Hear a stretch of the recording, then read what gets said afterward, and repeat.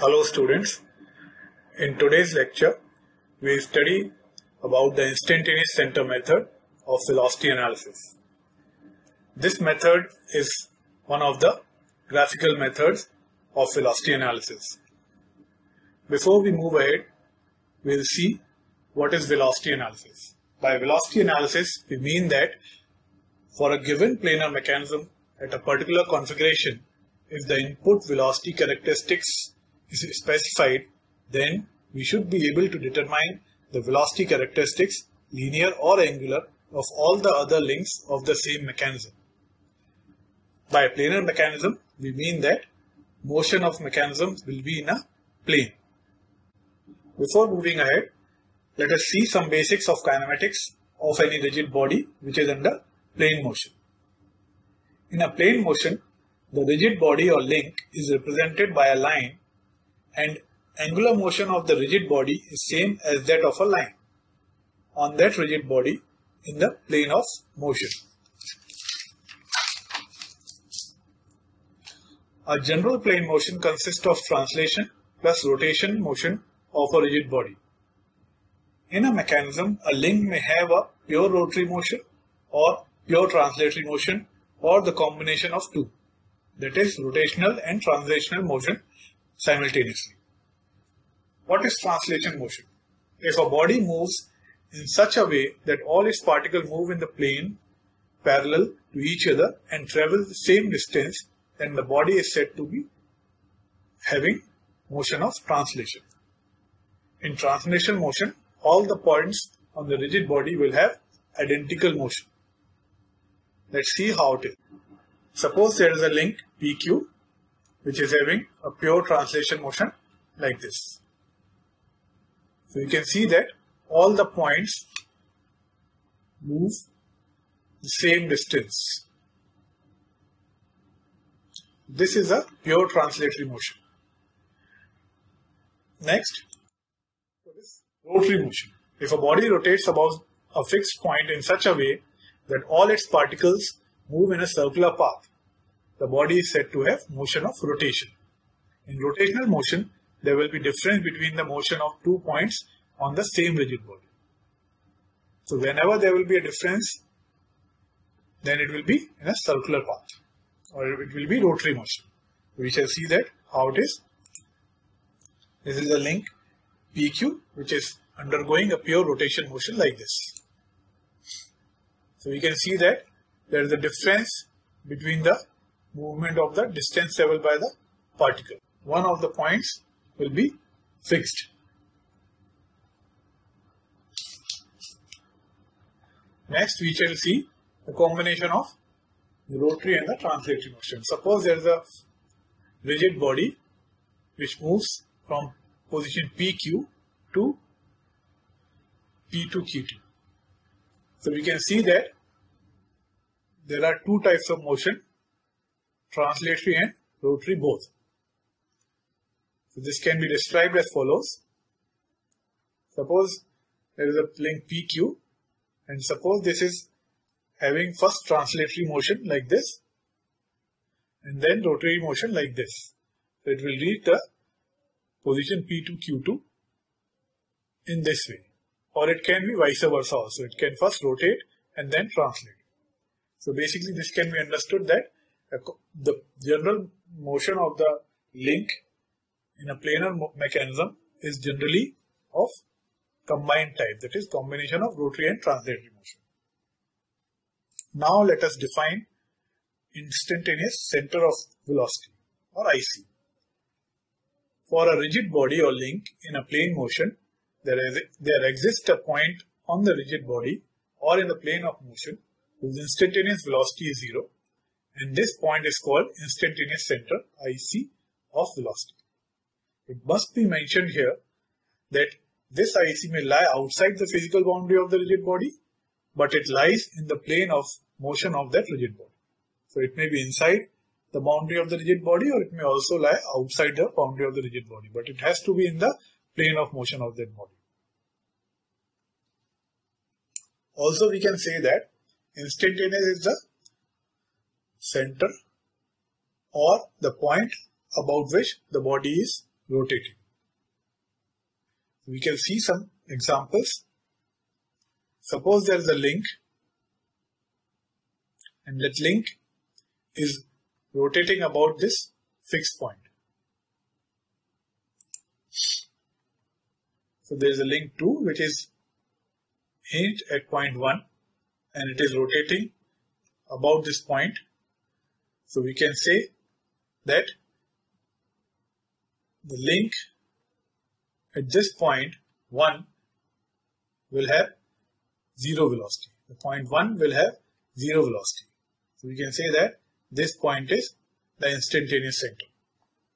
Similarly, in this example, this is a pure rotation. This is also pure rotation 1. This is also pure rotation 1. In this example also, you can see that this circular disc is rotating about this center and this point will have 0 velocity. So this can be said as the instantaneous center. The similar example, suppose we take point A whose velocity will be in this direction and point B whose velocity will be in this direction. So this point, as if we draw the perpendiculars from the velocity vectors, this one and this one, so they will meet at the center point at the circular disc. So we can say that if we draw perpendiculars from the velocity vectors, then the point of intersection of the perpendiculars of the velocity vectors will give us the instantaneous center. This we have to remember. And this center is the instantaneous center of this example. Next, we see a pure translation motion. Suppose there is a pure translation motion, then we say that the instantaneous center lies at infinity in the direction perpendicular to the direction of translation. So this will be, the instantaneous center will be at infinite in this case. Next, we now try to prove that the existence of IC for a rigid body under plane motion. Suppose we consider a body which is having 2 points A and B, and the velocity of point A is at an angle of theta degree with the horizontal and its magnitude is VA, and suppose the velocity of point B is at an angle alpha with the horizontal and its magnitude is VP. Now, suppose we draw perpendiculars to each of the velocity vectors. So we draw a perpendicular to VA and also we draw a perpendicular to VB. And suppose they intersect at point I. So we have to prove that this I is the instantaneous center of this rigid body for this given configuration. And so for this we have to prove that the velocity of this point I of this rigid body at this configuration must be 0. Now, as per the figure, VA cos theta will be the component of the velocity of VA in the direction of AB, and the component of VB in the direction of AB will be VB cos theta. Now, as the distance between AB will never change as it is a rigid body, so the two velocity components must be same. That is, VA cos theta should be equal to VB cos alpha. So this will give us VA upon cos alpha will be equal to VB upon cos theta.